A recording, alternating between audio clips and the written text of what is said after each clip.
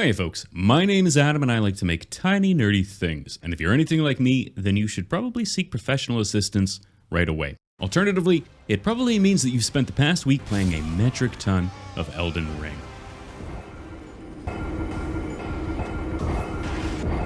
F this game. Of course, it's not all death and despair though, as I did eventually come across this handsome fellow, and I thought to myself, yes. Now I could of course just make a solid sphere with arms and call it a day, but that would be too easy. Instead I want my potboy to be a fully functional storage container, which means I need some way to make a hollow clay ball. To that end, one of these round resin bobble molds should just about do it, which means all I need is a nice wide flat pasta sheet of clay.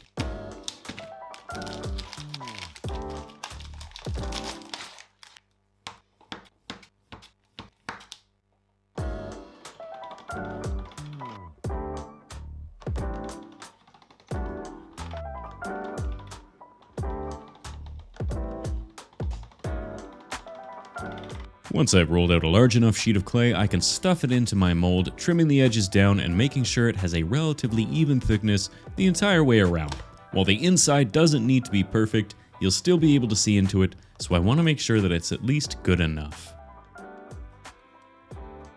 To create the opening at the top, I'll use an appropriately sized empty cup to mark out a circle in the center so that I can remove that prior to baking. The silicone is heat resistant enough to allow it to be baked, and roughly 20 minutes later I've got myself a pretty perfect pair of matching potboy body parts. I can then demold these and fit them together using a little bit of bacon bond and a thin strip of clay that'll help increase potboy's height a bit, as well as give the bacon bond a bit more of a soft surface to adhere to.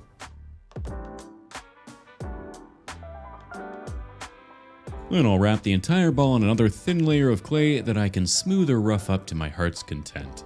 Normally I'd bake it so that I can sand it to a nice smooth finish, but I think that the bumps and imperfections actually suit the style a bit more, so once I've got it mostly smoothed with my fingers and tools, I'll mark out a circle on the bottom so that I can flatten it later. Of course, to make sure that I don't wear away all the clay when I do flatten it, I'll smoosh a bit of clay into the bottom of the inside. Otherwise, it's into the oven for another bake, and then I can flatten the top and the bottom.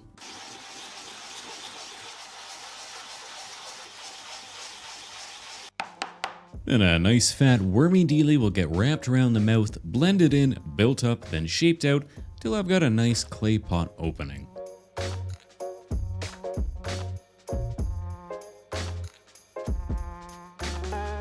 Then, before it goes into the oven for another bake, I'll wrap some long, extra skinny wormy dealies around the body of the pot.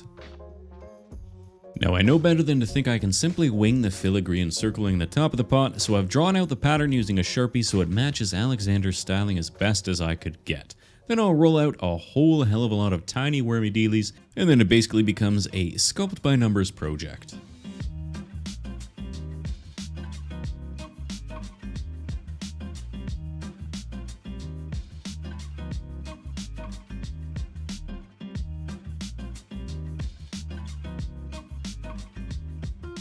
Finally, to lock the filigree in place, I'll toss it into the oven for the umpteenth time, and then I'll smooth out the opening with a quick bit of sanding.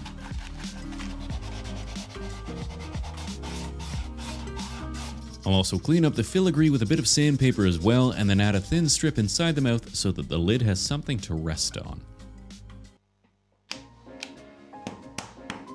I'll use the pot to roughly mark out the shape of the mouth, then I can cut it oversized, bake it, and then slowly sand away at the edges until it's the correct size.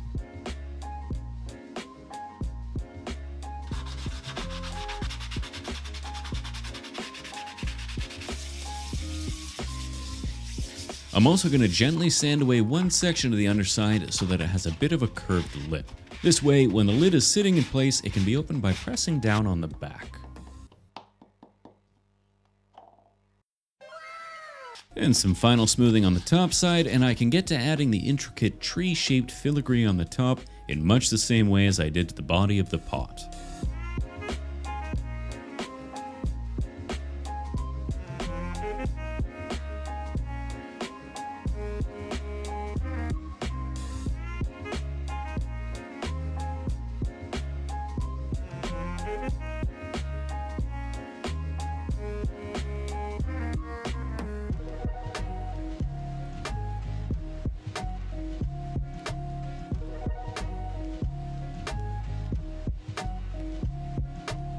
Then a quick test fit to make sure nothing has magically changed in size, and then it's time to move on to my favorite part, breaking shit. Potboy's pot is intact but well worn, so I'll use my scalpel and some sculpting tools to cut, gouge, scratch, dig, scuff, and add some character to the pot. It's always a little nerve-wracking adding battle damage to something you've spent several hours lovingly making, but really, what's the worst thing that can happen? You break it? That is, after all, kind of the point. Otherwise, with everything nicely dinged up, it's time to get started on the base. Without spoiling anything, if and when you find our Potboy, he's firmly planted in terra firma and in need of a little assistance. I thought about making him standing triumphant in his freedom, but quickly realized that if I just make him stuck in the earth, then I don't actually need to make legs. I'll build up the frame of the base using several layers of aluminium, then I'll break up some little chunks of XPS foam to add some texture to my Boi Prison. Finally, to give a dirtier final texture and to fill in any gaps, gap filler. I'll mix this with a bit of Mod Podge to help give it a bit of extra tackiness before applying it liberally over the entire base. Then I'll wrap Alexander in a little bit of cling film and press him into place. And once it dries, I can complete his quest and free him from his prison, leaving with a hard, albeit rather albino-esque, solid base. However, before we move on, I want to finish our hero, so I'll mark out where his arm will go, then use my one-man powered hand drill to make a shallow hole so that I can stick some armature wire in. Then I'll coat the arms in bacon bond and add a thin layer of clay. I want to give Alexander the appearance of a struggle, so I'm going to bend his arms into position while he's seated in his prison. His left arm will be desperately trying to push away, while his right arm will be up beckoning you, the Tarnished, to hurry to his aid. Then I can finish covering the armature in clay before adding his hands and getting the final thickness I want for the arms.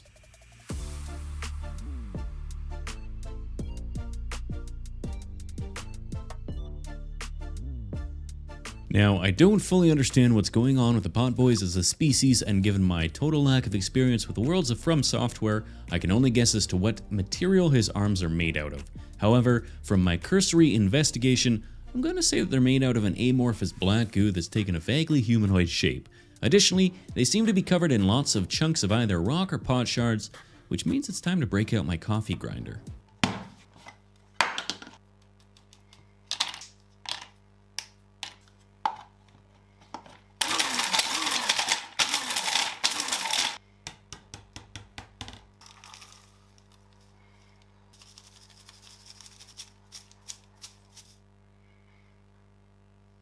To attach my freshly made pot shards, I'm going to coat Potboy's arms in a thick layer of bacon bond and then haphazardly sprinkle my shards onto his exposed gooey surface layer. I can press the shards down, but once the clay's been baked again, the bacon bond will cure as well, locking all the loose shards in place. Finally, with that done, I can make the little pot handles that cover his shoulders.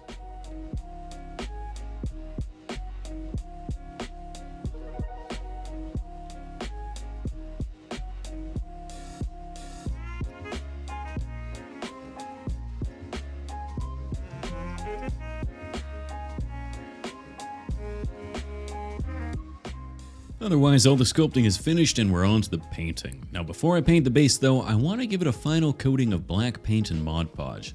This will cure hard and add a bit of protection to the gap filler, as well as give any exposed aluminium an easily paintable surface.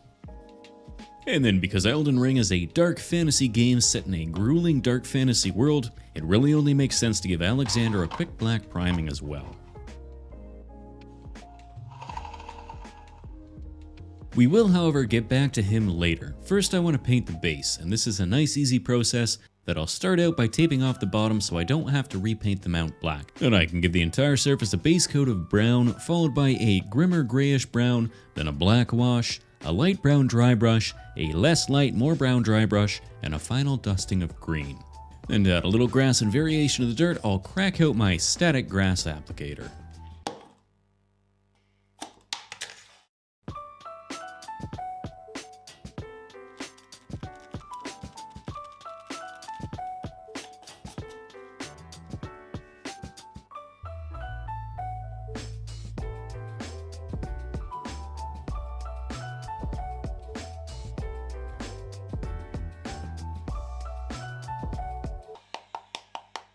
Once the glue's had a chance to dry, I'm left with a simple yet surprisingly effective dirty grassy Boi Prison. Speaking of Boi, it's time to make him purty. Now, viewers of my channel will know I've taken a real shining to borrowing my partner's makeup sponges when it comes time to add a little detail during the painting. Today, however, I'm going all in and I'm basically going to do Alexander's entire paint job using my newly liberated sponges. I'll start with a slightly darker khaki beige as base coat, then build up some of the larger sections with a lighter bone white, and then add some soot and dirt just using a black dry brush. Then I'll dry brush all the edges using a lighter bone white, followed by a very light, almost white bone white to get all the edges and sharp parts of the rocky exterior. His lid will get the same sponge treatment, starting with a dark brick red, followed by a much brighter red highlight applied gently to the filigree, finishing with an orangish reddish dry brush over the edges. This eventually leaves me with what I can only assume is a comically oversized wax seal. Otherwise, all that's left to do is fit Alexander into place, pop his lid down, and we're on to the Glamour Shots.